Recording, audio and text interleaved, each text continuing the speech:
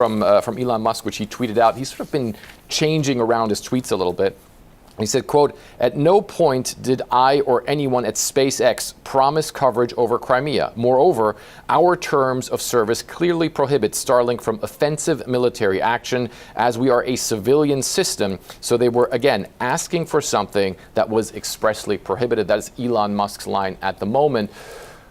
Some Ukrainian officials have voiced anger, but also we had the head of Ukraine's military intelligence come out yesterday and say, yes, this was an issue. However, Starlink is so important to the Ukrainians on the front line that they really want to remain on good terms with Elon Musk. Meanwhile, do you think what Musk did was appropriate?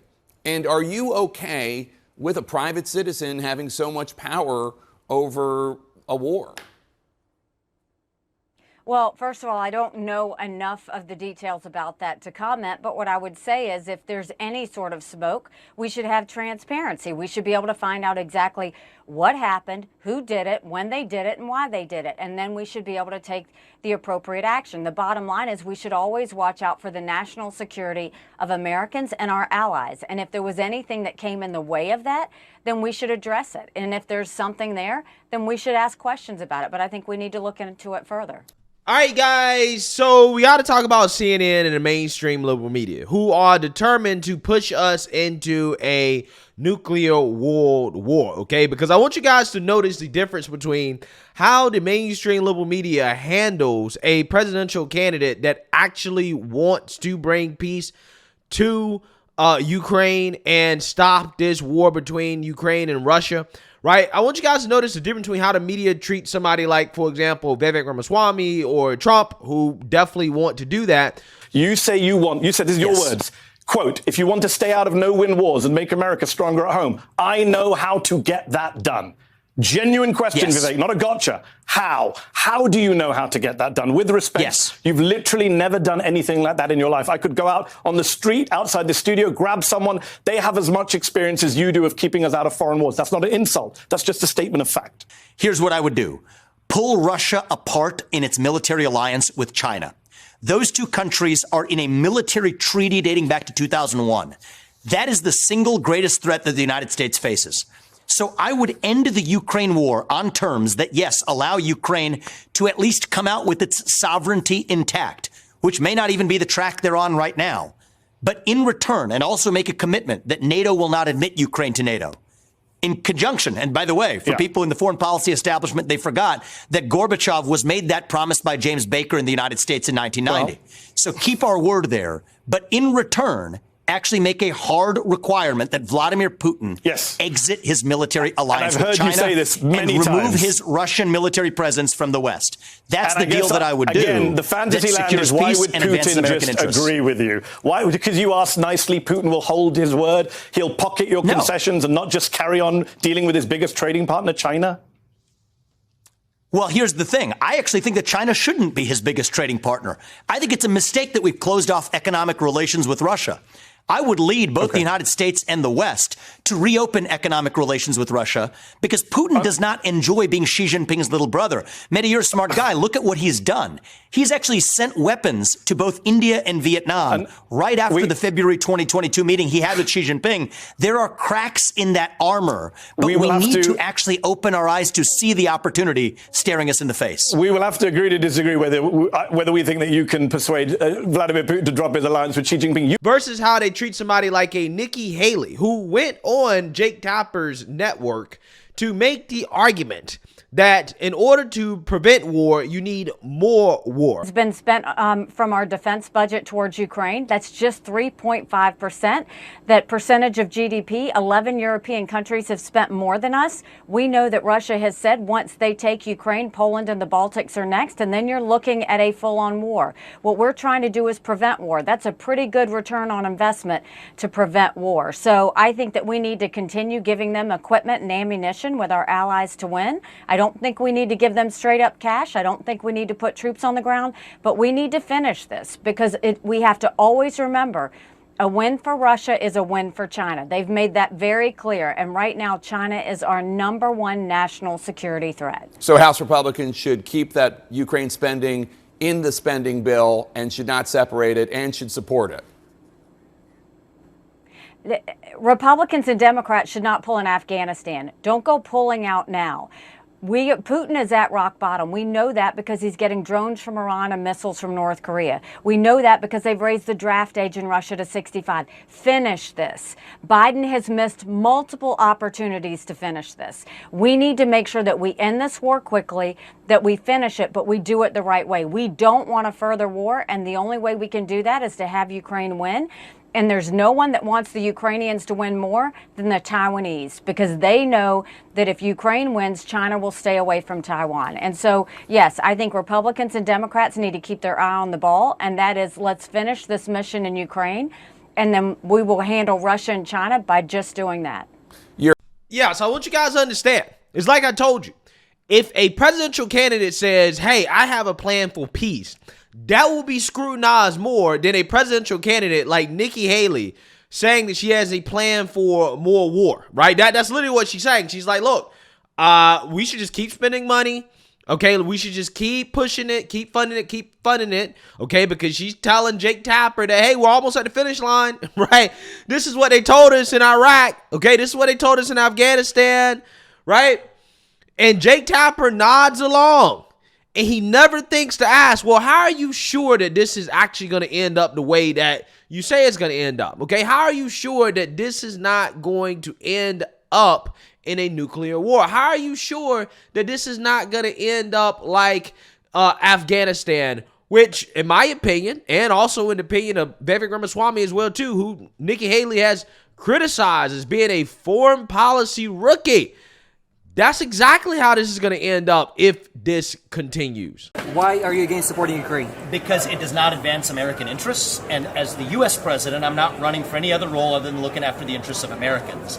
However, my plan to end the Ukraine war will actually be probably better for Ukraine. At least it comes out with its sovereignty intact. How so? Which is not the plan they're on right now. You mark my words, the way this war ends right now, without the U.S. actually stepping in and saying we're not going to fund any more of it, is going to be some post-Zelensky warlord takes over with a couple $100 billion of American military equipment, just like what happened after the Soviets invaded Afghanistan, and you see how far that got.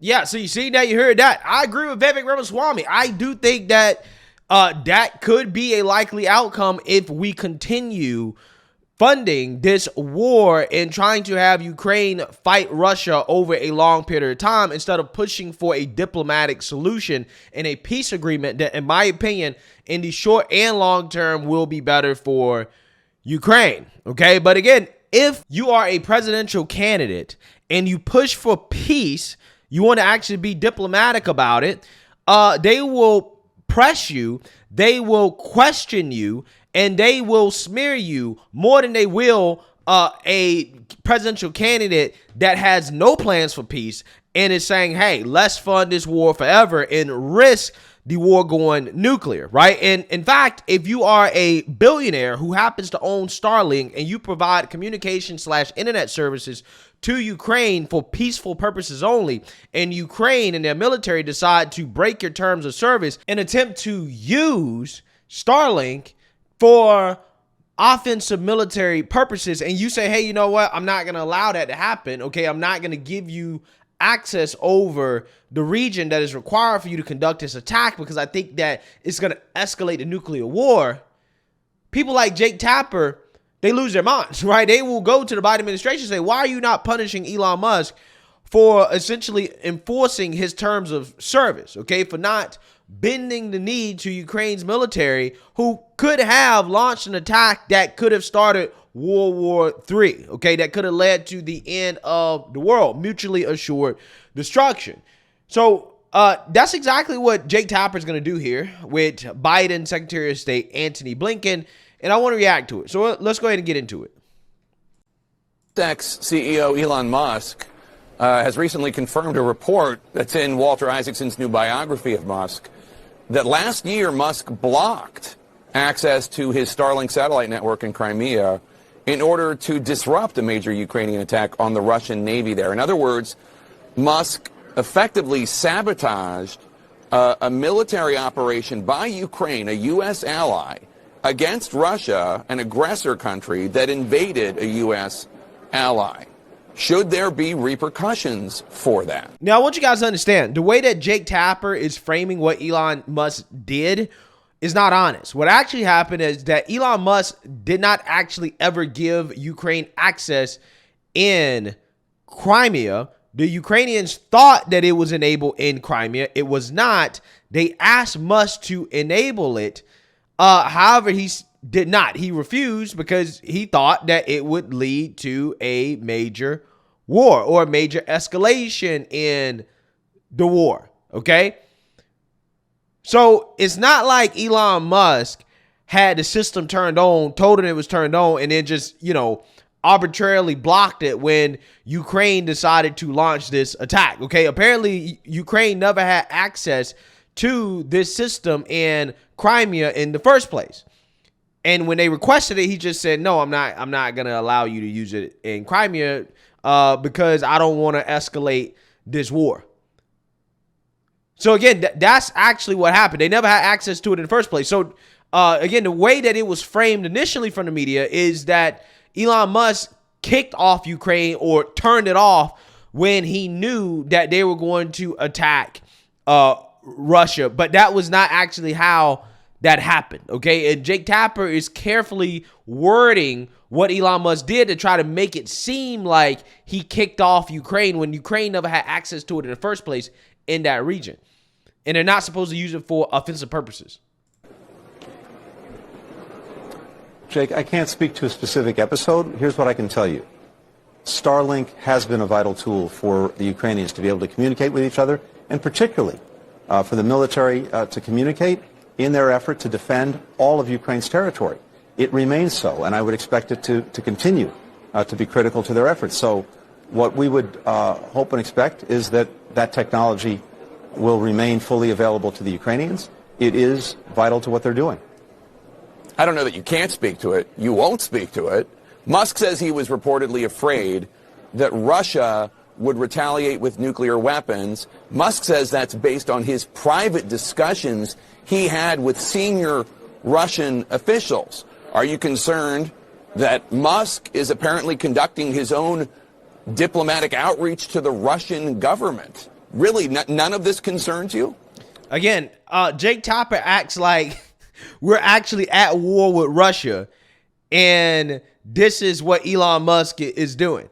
No, we're not. We have not officially declared war with Russia, so Elon Musk is free to speak with Russia as much as he wants to speak with them. And if he feels like, hey, I don't want to give access to Ukraine, to my system, to the company that I built, right, the internet that I own, okay, if I don't want to give them access to it because I think that it might lead to escalation in the war, then, hey, that's his own private company, right? That's his business. But Jake Tapper here, who, again, seems to me to be very upset and butthurt that Elon Musk doesn't want World War III, is essentially trying to press the Biden administration on punishing Elon Musk, locking him up, throwing him away, treating him as if he is a traitor, right? That this was treason when we're not officially at war with Russia because he is enforcing the terms of service on his platform. Straight communism here from Jake Tapper, right? He's Comrade Tapper. Jake, I can't speak to conversations that may or may not have happened. I don't know. I'm focused on the fact that the technology itself, Starlink, has been really important to the Ukrainians. It remains so. And it should continue to be part of what they're able to call on to be able to communicate with themselves and, again, to have the military be able to communicate.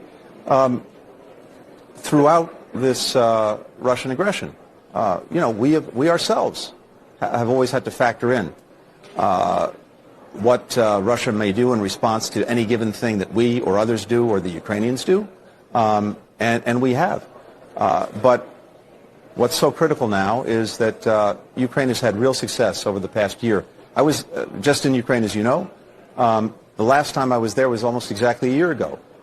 In that year, from the last time I was there till this week, the Ukrainians have retaken more than 50% of the territory seized by Russia since February of 2022. They're now engaged in a critical counteroffensive, and we're doing everything we can to maximize our support for them, along with many other countries, so that they can be successful. Starlink is an important part of their success, and as I said, we expect that it will continue to be so. AKA Elon Musk got us by the cojones, right? Elon got us by the cojones. We don't like the fact that he didn't allow it, but he got us by the cojones because Ukraine is a dependent country, right? They're dependent on it. Therefore, we can't really say anything because if we upset Elon, then he might turn off the whole damn thing, right? I'm just saying.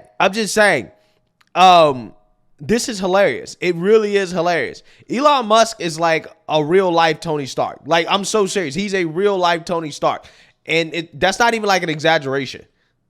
It sounds like Starlink's so important the U.S. government doesn't want to risk offending a capricious billionaire who did some things that I think in another situation the U.S. government might want to say something about. But let's move. Yeah, if we were actually at war with Russia, right? But we're not at war with Russia.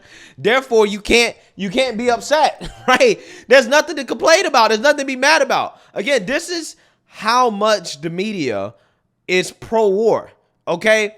I just showed you guys when it comes to a candidate that's anti-war that actually has a peace plan, right? This is how I want to bring peace in this situation. This is how I want to end this, okay? Oh, he's a foreign policy rookie. He doesn't know what he's talking about. He's terrible, okay? They question it. They have concerns about it. But when it's a candidate that's pro-war, they ask no questions. They just assume that what they say is correct, even though the track record of U.S. politicians that think like Nikki Haley has not been good, okay? Look at what happened in Afghanistan. Look at Syria. Look at Vietnam. Look at Iraq, okay? Look at all these places. It's been a total failure. And then, if you prevent a nuclear war, right, Jake Tapper will come on air and basically advocate for the Biden administration to lock you up, right, to punish you for essentially enforcing the terms of service on your platform because you don't want to start a nuclear war. Again, amazing. It really is amazing how pro-war the American media is. But hey, let me know what you guys think. Make sure you like, comment, and subscribe. Most importantly, share a Black conservative perspective. Peace.